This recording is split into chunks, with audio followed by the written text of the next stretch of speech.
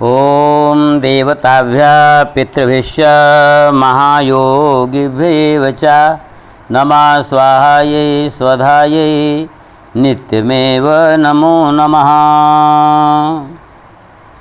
श्राद्ध में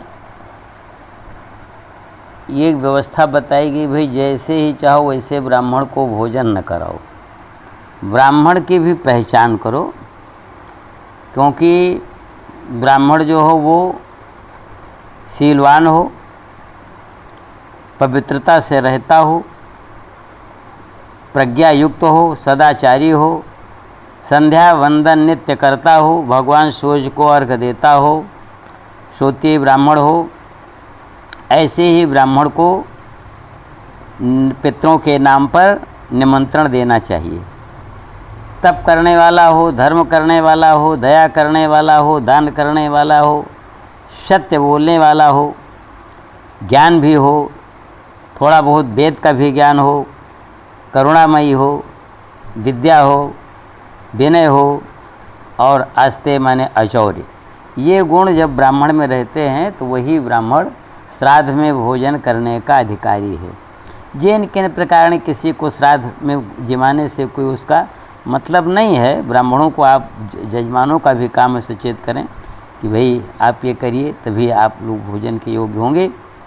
और ये तो ब्राह्मण के विषय में है, किस तरह का ब्राह्मण भोजन के लिए होना चाहिए। अब उनको आप बैठाएंगे किस पर, तो या तो रेशम का आसन हो, या नेपाली कंबल हो, या ऊन का आसन हो, या काष्ठ का आसन हो, या कुश का आसन हो।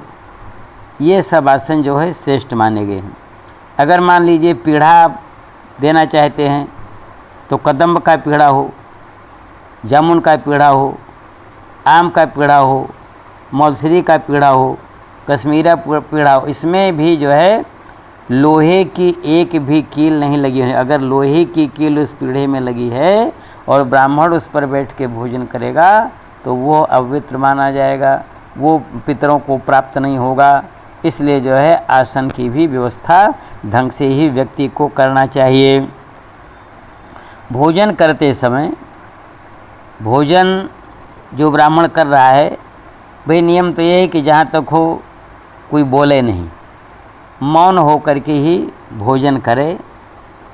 और मांगने के लिए भी नहीं है कि वो मांगेगा, कि बोलेगा तभी मांगेगा, तो वो इशारा से जो है संकेत करके हाथ का उस तरह से मांग लेना चाहिए।